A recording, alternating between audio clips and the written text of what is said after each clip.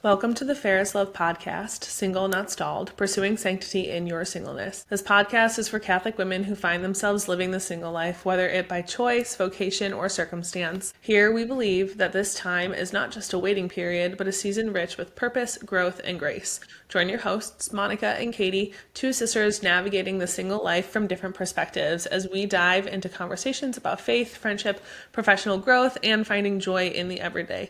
Let's embrace this extraordinary journey together. Hey, Katie. We're recording this on a Sunday because I was out last week with a migraine, so. I know, so sad. But you're feeling better. I am, yeah. Thank goodness for that. And you have a pretty good joy of the week. You did a pretty cool thing. I have a couple joys of the week, actually. So last Saturday, I moved, still in St. Louis area. So that was like pretty big. Monica came down and helped me move, and a couple friends here from St. Louis. So that was big. I am mostly organized, although the office is a little disaster right now. So that was a really big joy, obviously, and just getting settled in the new place. And then actually yesterday too, my dual joy was yesterday I did a Hyrox simulation. So I'm doing the single at the end of March, but I did the doubles yesterday, and that was really fun. And we did it in just under 80 minutes. And I'm not too sore today, so that's good. Although I definitely saw a lot of my trouble areas that I'm going to have to work on in the next 28 days before my Hyrox on the 29th. That's good. You got feedback for further. It was a lot of feedback. It was good. It was actually good. And it was funny, so I think we've talked about this before, but for those that don't know, it's like you run 1K and then you do a station. So you run 1K and then you do 1,000 meters on the ski erg, and then you run again and then you do a sled push, and you run again and you do a sled pull. So you run 8 times and then you do 8 stations. And during the second run, I was like, why the hell did I do this? I was like, I cannot believe I did this. And also, I'm going to do this alone. I was like, that's crazy. And then on the 7th run, I was like, this was way easier than I thought it was going to be. I mean, it was not easy. And started kicking in. Yeah. But I was like, oh, this went way faster than I thought too. I thought for sure we'd be grinding for like 2 hours. And we came in just under 80 minutes. And I was like, okay. So yeah, I love that. Yeah. Oh gosh, my joy of the week. Actually, yesterday was, I'm sorry, not yesterday. Friday was like 60 degrees in Chicago. And that boosts my mood real quick. It snowed the next day. So, Wait, it snowed yesterday in Chicago? Seriously? Oh yeah. Yeah, we were flurrying. Obviously nothing stuck because the previous day had been 60, so the ground had started warming up a bit, enough to like not have the snow stick the next day. Mm-hmm. But it's really one of those like classic, like pretty, bipolar springs here in Chicago. Like spring is kind of coming early. It's unusual to have that kind of weather in February for us, but yeah, that warm weather was definitely a joy, and I was like, oh my gosh, I can't wait to be like out and about again. Like that's gonna be so great. Oh my gosh, all those people out on the East Coast who got slammed with like feet of snow. I know. That's crazy. I was like, oh, and here I am. And it was like 75 here on Friday and like 65 on Saturday. I was like, what? That's crazy. Yeah. Wow. Sure. So our last episode 2 weeks ago, it was for Lent. We just talked about Lent and getting started, etc. I mean, the homework was really just to kind of look at, our Lenten things. Mm-hmm. So not necessarily anything to like report back on per se, but that was what we talked about last time. We gotta pause. My computer's gonna die. Shit. I don't know why. Sorry. Los Santo girly. Apparently don't have anything close enough over there to... I'm gonna need my phone. Oh shit. So sorry. We can always start over if it's easier for your editing. No, it's fine. It's pretty easy to edit out. Okay, you can just start. I was just saying like, oh, last week we just talked about Lent, blah, blah, blah, blah, blah. Not really anything to report homework-wise, and then you can just make a comment and we can go. Yeah, actually, I had my first, book club with my girls, and it's funny because I've never done a book club before, so we started, and I was like, you guys, I just don't even know what to talk about. We were laughing because the book we're doing is Sacred Rest, and I had not had the opportunity to read my chapters And I was literally at the dealership getting my oil changed, listening to it on double speed while responding to emails. And I was like, okay, cool. I see what's happening. Which is actually a really good segue into today's topic. Yeah. In that Katie and I decided to talk about rest. It's sort of appropriate / ironic that we're recording on a Sunday, which is the, very much a traditional day of rest for Christians. So one of the reasons why we wanted to talk about it was because this book that I'm reading with my friends, by the end of, I think something like chapter 3, you take a quiz because she has 7 categories of rest. And one of the things she talks about is that sleep is not rest, which is why you can wake up tired. And she goes into other categories of rest. There's 7. And then there's pretty much like you could be doing excellent, where it's like you're doing so well in this area. You could be doing good, but could do better. You could be struggling and your life is being affected, or you could be doing very poorly. And I scored terribly. I was appalled by my score. All 7. I did not have a single good score.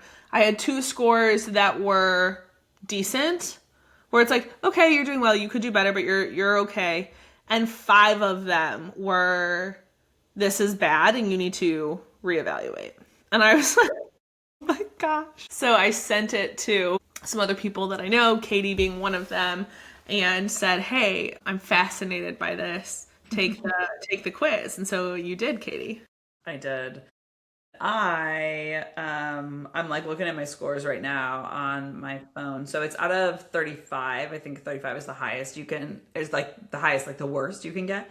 1 being 0 being the lowest you can get. But it's like really 0 to 15, 16 to 25, 26 to 35, and then above 35. And I tested, wait, let me pull up mine.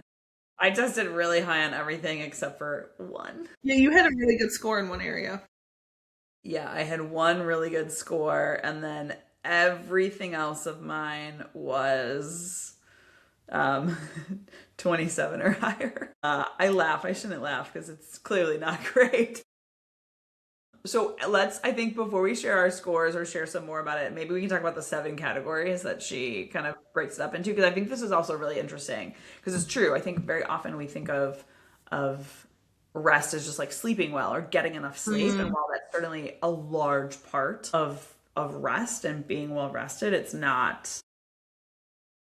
not the most important necessarily, or necessarily even the main. So her first one is physical. And the way she explains that is the chance to use the body in restorative ways to decrease muscle tension, reduce headaches, promote higher quality of sleep. So I would think, I have not read the book, Monica's in the middle of reading it, but I would think physical things are things like maybe going for a walk, maybe getting a massage, or taking a bath, right? Things like that like help you kind of like slow down and reduce the stress, reduce that kind of tension.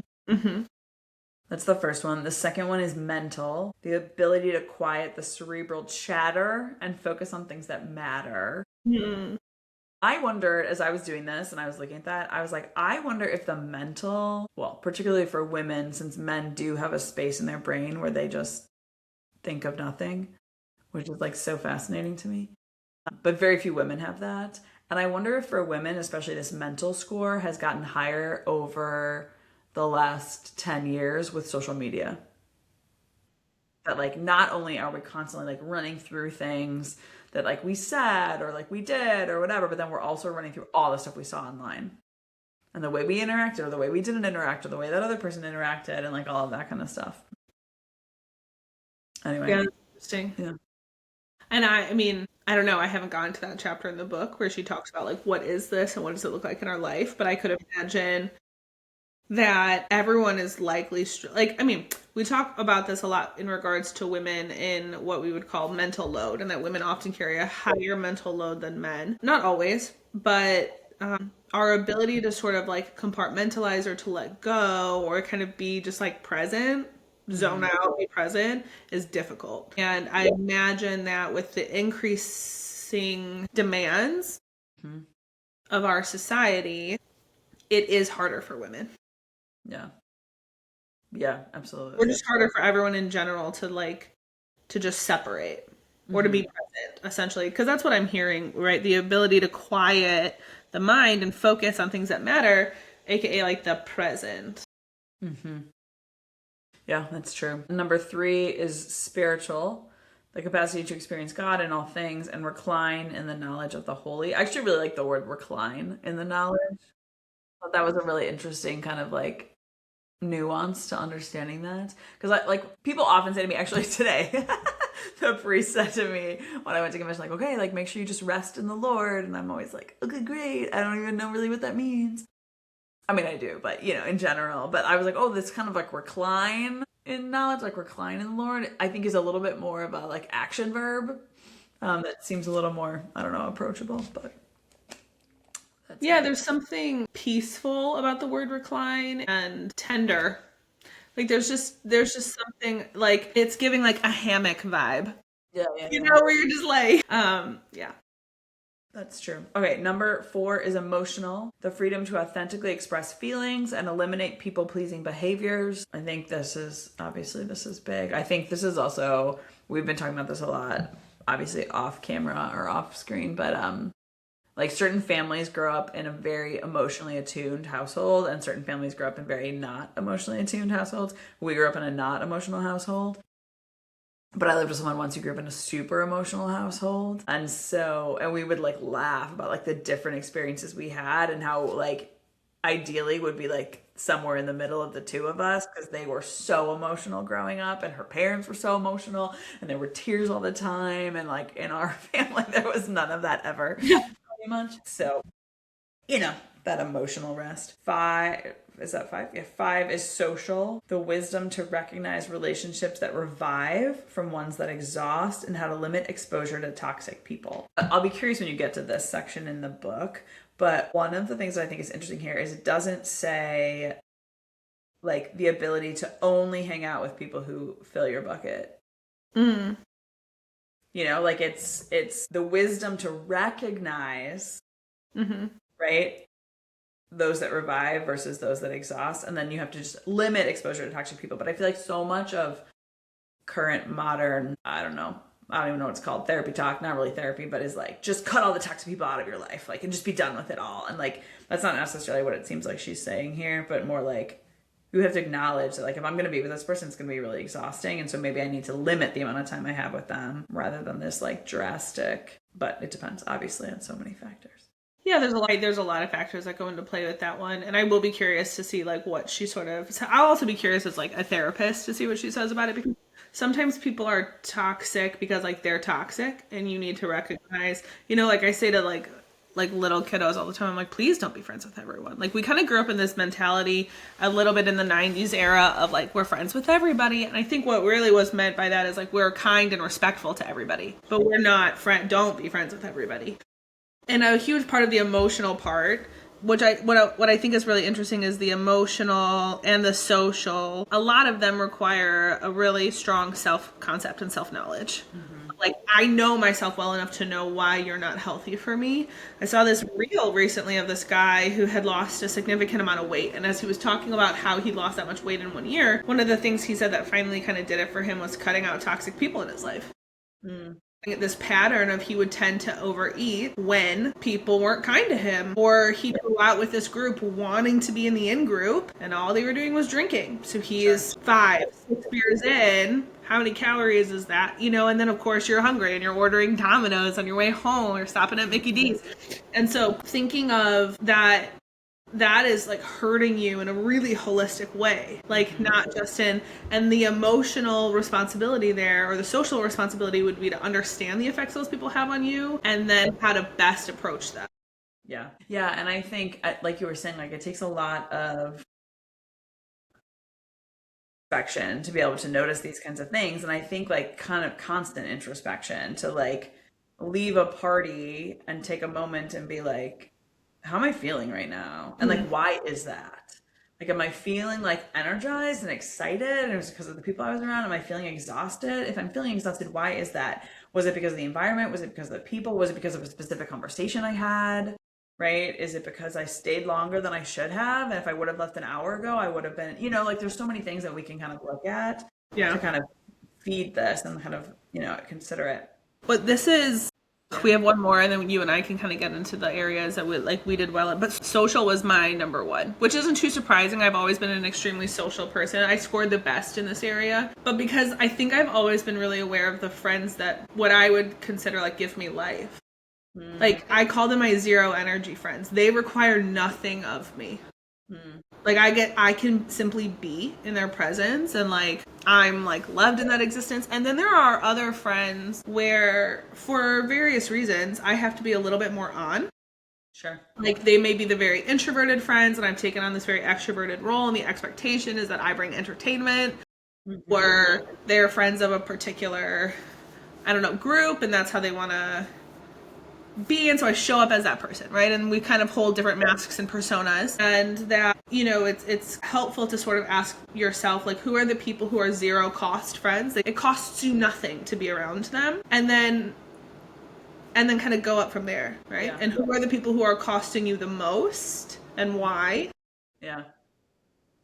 I think it's also, as you're talking, I was thinking like, I certainly have some like zero cost friends, but I will say I don't think they were always zero cost friends. So I think as you're like thinking through these things, there's certainly some people now I would consider zero cost friends, but because I spent a fair amount of time with them when it did cost a little bit, but it wasn't costing like exhaustion, right? And like you build that relationship. And so I mean, we've done several episodes on like friendships and relationships and how important that is. But I think that's like part of this too, is if you're like, oh, I don't really have very many zero cost friends, maybe you look at the ones that cost you a little bit and see, can you invest a little bit more into those relationships so that they end up becoming kind of more of these zero cost friends. I think could be an interesting thing. Yeah, and part of it is like knowing yourself. It's interesting. I left something recently and I had a headache, which is not usual for me. My headaches aren't really related to social stressors typically, yet Katie's are. And I always, right? And so I thought of you and I thought, I wonder if this is how you typically feel. And I wondered why I didn't feel well. And I was like, what is this about? And then I realized I spent most of the day or most of that activity with those people performing.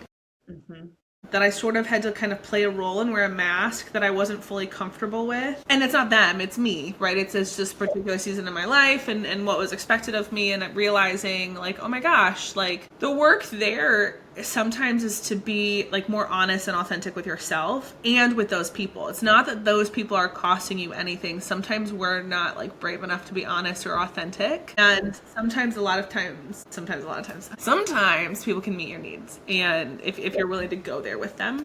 Yeah. Okay, 2 more. So 6 is sensory. The opportunity to downgrade the endless onslaught of sensory input received from electronics, fragrances, and background noise. Okay, this I thought was so fascinating. Yes. I kind of just want to read this part of the book because I'll tell you one of the, for me, side effects of my migraines is I am overstimulated by fragrances and background noises and like lights. So like all these sensory things.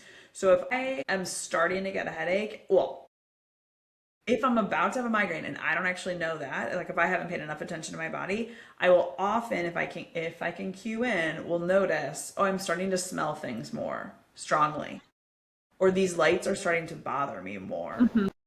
And I will tune them down, which I was like, oh, this is so interesting. But I think for most people, probably the electronics and like that kind of sensory is what probably a lot of people aren't realizing is draining them and probably would push this sensory number really up were they to take this test.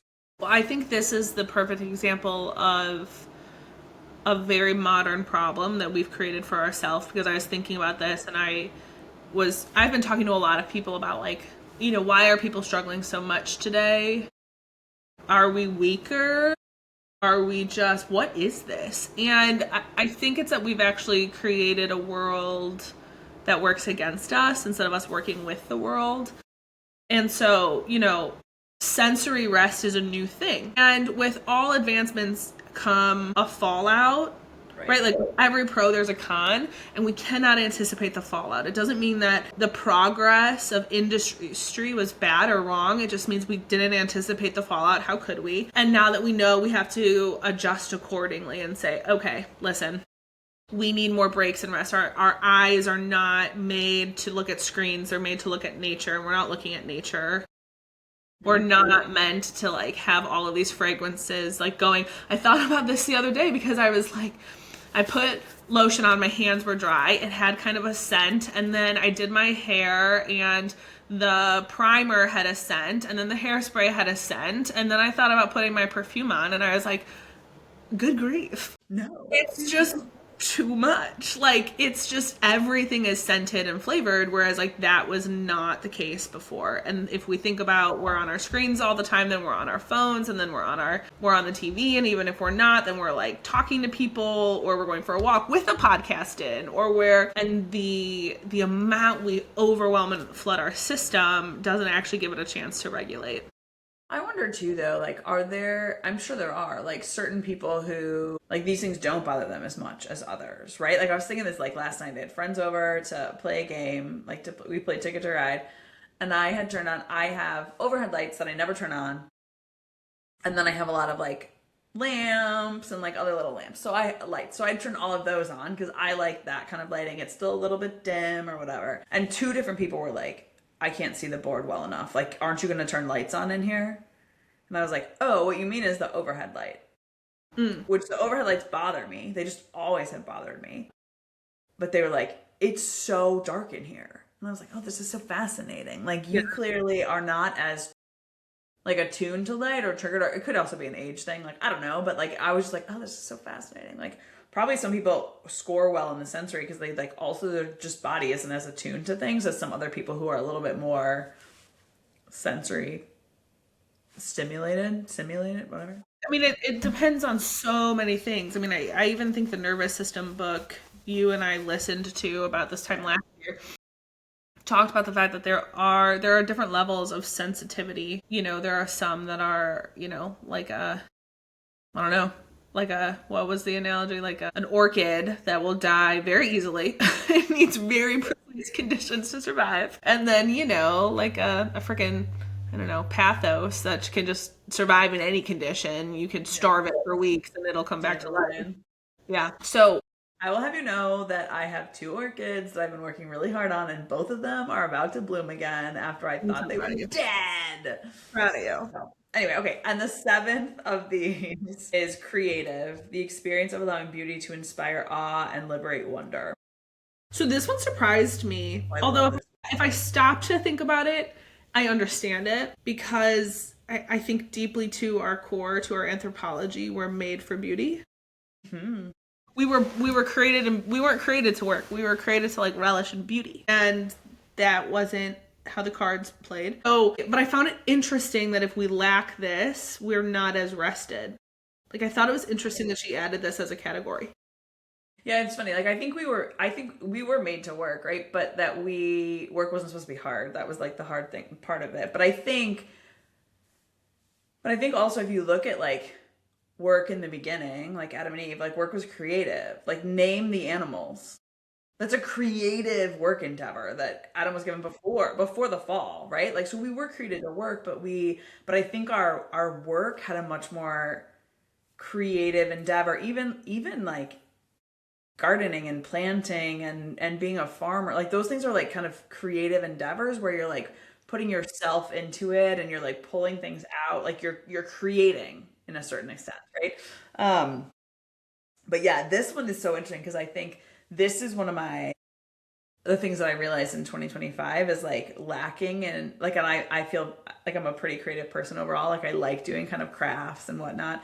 And I was realizing like, oh, I'm not able to be creative in my business because I'm like putting out fires all the time. And so this is one of the things in 2026 I'm trying to make a shift in, and we're trying to kind of create new structures in a company to give me more time to think and act creatively in order to push the business forward. So that was a really interesting one for me to look at. I was like, okay.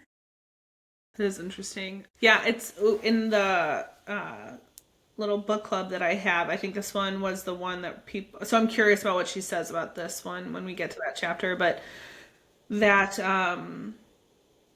most people were like, well, how do I do that?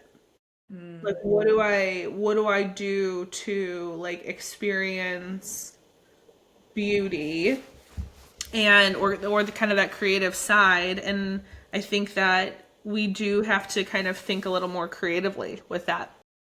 in a lot of ways. I think it could be so many things though. Like honestly, like your creative side, like it could be just walks in nature and you're like paying attention, right? Like you're just like you're zoned in on the beauty you're seeing and like what's out there. Or it could be like getting really into sourdough and like being creative with like the new things. Like our sister-in-law like makes sourdough bagels and like has been trying all these different things. I'm like, I think that's also like a creative side of things that could absolutely like be part of that. I don't think it necessarily means you need to like become an artist. No, Create quilt, you know? this was not my worst category. I will say No. it wasn't my worst, but I think even listening to music, like good music, like inspiring music, I think looking at art can be really like beautiful and creative. It taps into this creative side of us. So there are a lot of options. Which category, Katie, would you say like in your test results surprised you the most? Okay, I think what surprised me the most was my physical rest score. I was going to say the same thing.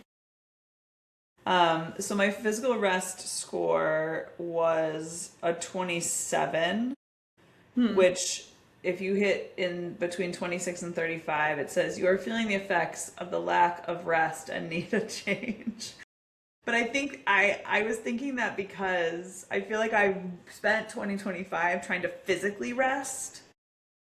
And clearly it's not working. Although I don't know, maybe if I had taken this at the start of 2025, maybe that number would have been even higher. But I was like, here I am, and I like tried massage, and I tried like slowing down, and I tried not doing really intense workouts, and like walking and rucking instead. And I tried all these things, and I'm like, womp womp. Well, rucking is still intense. No, but rucking in the book is one of the things that it recommends for like slowing things down and like healing your nervous system. I think that I was also surprised until I sort of reread the definition because I was like, I exercise. I like have always been an athlete my entire life. But it wasn't about strength. It was about movement that was restorative. Yeah.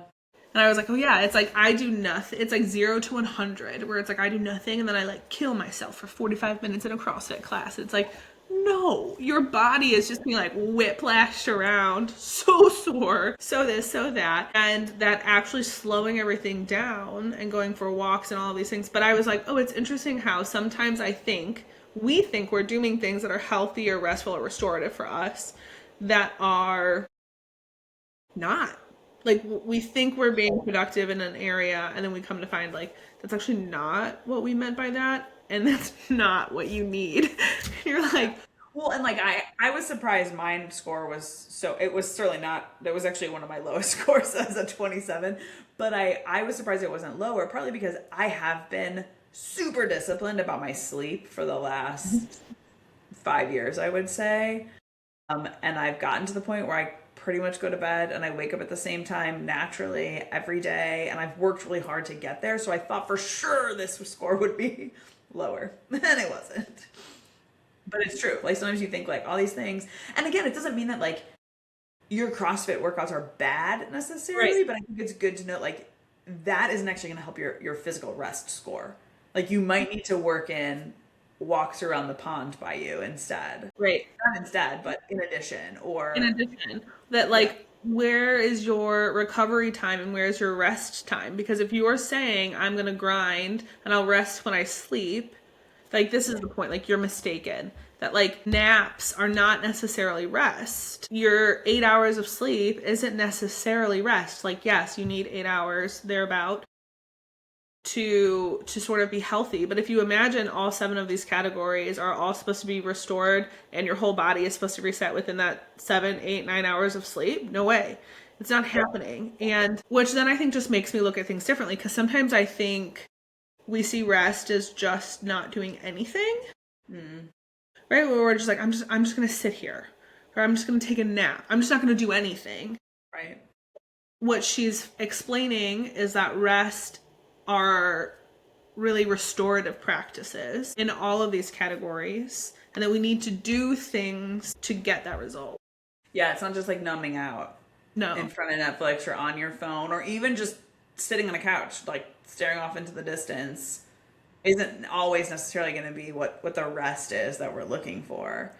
Well, sorry, keep going. No, you go. You've read the book. Because she talks about burnout, and that she's like, it's not going to matter if you spend 6 months not working and sleeping every day. Right. That won't do it. It won't fix your burnout, because your burnout is a severe deficit in all 7 of these categories. And so what are you doing in that time off? She's not saying work, and she's not saying don't sleep, but she's saying, what are you doing in that time? And she gave kind of this analogy of this woman who is just an absolute train wreck. So this is a medical doctor. Yeah. Basically stopped the appointment and was like, I can't fix you in 10 minutes, but here's what I'll do. If you agree to it, I'll send you a text every morning for 30 days, and you have to do what the text says. And she was like, I can't do that. Like, I am so busy. You have no idea. And the doctor was like, then stay sick. Yeah. Like okay. Then, like, I don't care. If you can't do this little thing that I ask you to do every day. And also, I was like, the doctor's one doing the work of, like, texting every morning. Like, what a good doctor. Yeah. And she did it, and she was better. Yeah. Like, yeah. wow. I mean, I feel like since I like got super burnt out in November, and so I spent like the second half of November and like the first half of December, like just like doing nothing, just the bare minimum to keep my business alive and like that kind of a thing, but like doing nothing. And I finished that and still was like, what's wrong with me? I'm not recovered. And I think it was like realizing like what you were just saying, like it's not a matter of just like doing nothing. It's not a matter of just like stepping away from the business for a little bit. It's like, wait, I got to start working on like all these different things. And I kind of had thought I was, but I was, yeah, like that wasn't the way to do it. Like there were other like moves to make or changes to make that, you know, were going to help with that more or help speed recovery more. One of the things that I thought was really interesting for mine, which this one I was not surprised by, but I was like, oh, I felt validated. My highest one was the sensory rest score. That's not surprising, sure. Not surprising. Again, like I said earlier, like I get super overwhelmed by like smells and all of this kind of stuff. But it was really interesting because, so I just, like we talked about at the beginning, I just moved into this new apartment. And I was previously renting a house that was very dark. It was a very old house. It was like, it was perfect for kind of, well, I thought it was perfect for what I needed at the time. But it didn't have a dishwasher. It was very dark. It was very old. So it was kind of falling apart.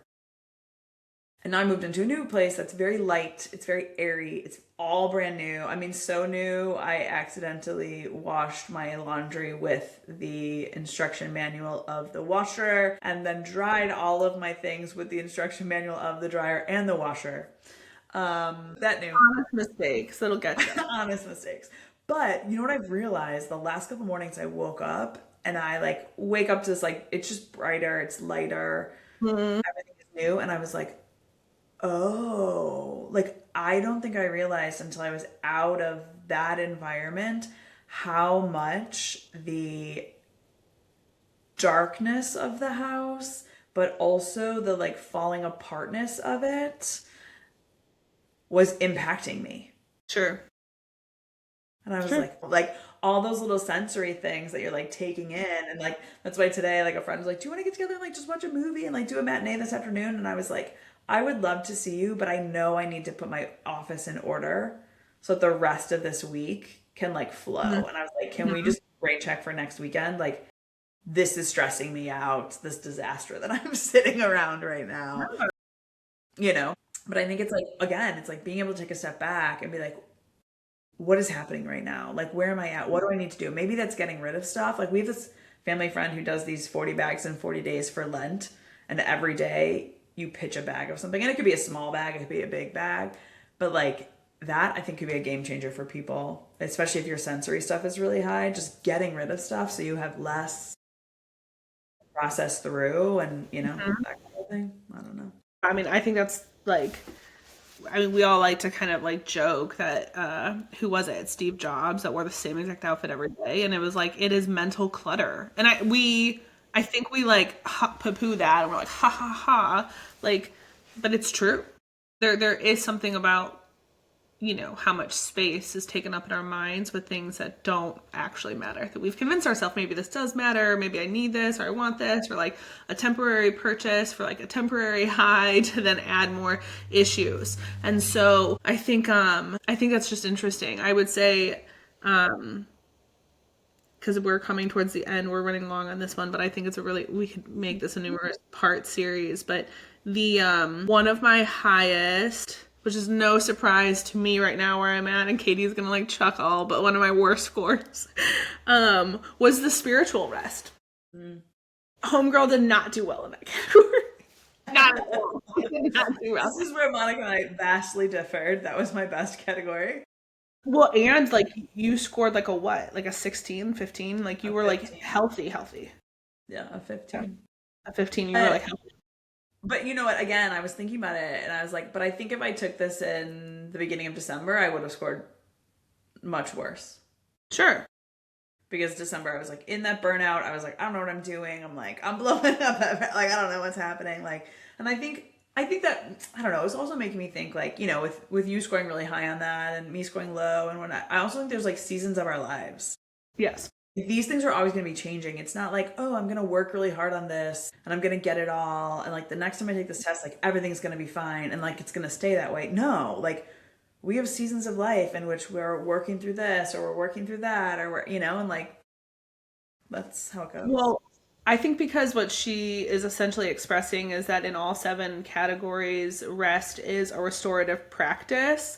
That means it has to keep going. If the woman she talks about at the beginning of the book did her 30 days and on day 31 stopped doing those things, she'll regress back into the chaos that she found herself in. And so I would say we'll leave the quiz in the show notes for anyone who wants to take it. It's just at restquiz.com. It's really very simple, but that all of these are just signs and indicators of areas that you can like give a little more like love and attention to. It's not like you're like bad or that you're failing in a particular category. It's just that, oh, this is interesting. This season of life is producing this effect for me. How do I tune into that need? One of my friends was like, I don't know how to reduce the sensory. So her sensory was really high, but because she's a mom of 3, 2 of which are twins, like 2 1-year-olds and a 3-year-old who are like, she's like, the second my lap opens up, someone's beelining it, just like sprinting. Like, mom's lap is open, like boom, and there's toys, and the toys have lights and they have sounds and they have all of these things that you can you can become really overstimulated by, and that's the season of her life. So thinking about what season of life am I in, and maybe you're struggling in the spiritual side because you feel like you're having unanswered prayers, right? Or maybe you're struggling in the creative side because as a single person you can just give more to work, and so you're giving more to work and you're not giving enough to yourself and you're drowning. Like thinking just about where am I at in life, and this quiz is going to help guide you to understanding what the season of your life is doing to your areas of rest. Yeah, and hopefully it gives you some more ideas of areas to rest in, because I think in general, if you're like, oh, I'm not rested, you're like, well, I just gotta sleep more, maybe cut some things out. But maybe your physical rest score is fairly good, but your social rest score is not good, and so then you need to like look at that. Or so I think it can also help you kind of guide a few things to thinking through like, okay, I need to focus on this. And I think too, I tested pretty high in almost everything except the spiritual. But I think you can also look at those and be like, okay, look, I got to work on all 5 of these areas that I tested really high in. And like, no, like pick one. Mm-hmm. Pick one that you're going to work on and like get that kind of settled and create a routine for that. And, and then you can move on to another one when you're feeling a little bit more spiritually rested or you're feeling a little bit more socially rested. It's not like, sure. Well, and all of these at once. And it's going to depend on so many things, because what is restful to one person is not to another, right? Like Katie could do a particular spiritual practice that might stress me the hell out. And I'd be like, I don't want to do that. Like, what do you mean? Or like you love massages and I hate them. I hate them. Yeah. I tried so hard to like them and I'm like, no. I love them so much, and I decided to get one on Friday because partially because of this. I'm working on it, and I thought to myself like, well, I have time. Like, I guess I could just take a nap. And it was like, no, go do something. Like, it's okay, go do something. And that will actually be restorative. Like, go do something. And so part of it is focusing on one thing at a time until you find something where you're like, you're not going to see the results right away. Like, this is one of the hard things with rest is that it takes time to sort of settle in, and because it's new, it might feel really uncomfortable to begin with. Like, it might feel uncomfortable to go for like a very quiet walk without music, without podcasts, like to just be, might feel very uncomfortable in the beginning. And that one's hitting like 2 with 1 stone. Like, that's physical and sensory. Boom, there you go. But to be, I think, patient with yourself, and that all of it is just finding the right kind of algorithm or like the right equation for what equals your most like rested and restored self. Yeah. Yeah, and I think like you can start small. Like I remember like I love hiking and now I almost always hike without headphones now, but I used to hike always with headphones, like always headphones. And then I was realizing like it probably would be more restorative for me if I hiked without them. But I'm like, that seems really daunting because I liked going on long hikes. I'm like, well, I'm hiking 9 miles. I'm going without my headphones. Like, no. So what I started doing is like, okay, just for the first 20 minutes without headphones. And then if I'm feeling like I need to put them in, then I put them in. And what I was really fascinated by is after the first couple of times, I would suddenly be like, like I'm feeling kind of whatever. I'm going to put my headphones in now. And I would check and it had been like an hour. I was like, oh, okay. Like, and you like can build up also that like, that tolerance, that sensory, whatever. I think there's lots of ways that you can do those kinds of things too. That kind of like is a slow, gradual thing instead of being like, I'm never using my headphones again, or I'm never looking at Instagram again. Like we were talking about last week with the Lent one too. Like it's not 80-20. Yeah. Not 80-20 here, friends. 80-20. Yeah, that is so interesting how we tend to just be like, I'm going to focus on every category first and just see, all the things. Yeah. There's 7 days a week.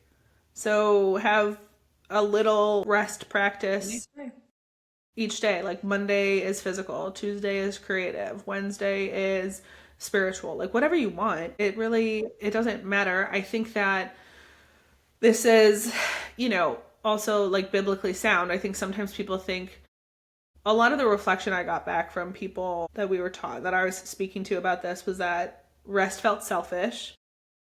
I didn't feel like I had the right or the privilege to do this for myself.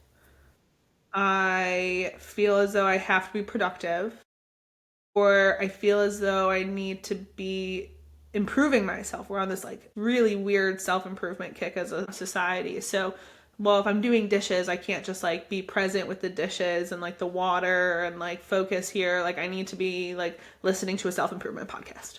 Yeah. And there's so many things, I think. So maybe some of it is also thinking about the limiting belief that's stopping you from resting or doing things that are at the end of the day like kind and gentle and caring towards yourself. Like that's what a lot of these practices are. Yeah. I think too, to your point that like some people are like, oh, this isn't biblically sound or whatever. And I think because it depends on what you focus on in the New Testament, right? You can focus on Christ being so exhausted he falls asleep in a boat in the midst of a storm and be like, well, that's how my life has to be all the time. And you can miss all the other passages in which Christ wakes up early and goes by himself to the top of a mountain to just pray in silence. Or he tells the disciples, go ahead of me, I'm going to stay behind and I'm just going to rest and pray here. But it's what you choose to see, right? And I think too, it's really like, for me, like reading the Gospels and finding all these moments of Christ resting, which there are a lot more than you probably think there are in the Gospel, but then also seeing like him falling asleep in the boat, I was like, oh, but that's real life. There are gonna be seasons in which you're hustling super hard to get something done. And yeah, you are exhausted and you're gonna fall asleep when you sit down to pray or when you finally hit the couch at the end of the day and like you're like done. But then there's gonna be other times in which you're like, and now I'm choosing rest and I'm walking away from all this stuff or all these people or all this whatever. And I'm choosing this. And Christ did both. And if we're supposed to follow him in all his examples, that also means, in the way that he rested, not just in the way that he hustled. What'd you say? I said I actually don't think he really like hustled in that sense that we look at it now, but Well, yeah, sure. I mean, could you imagine? We could do a whole episode on like what we think Christ would be like. He'd be sending out tweets like subtweeting Pharisees. I think that this is an interesting time.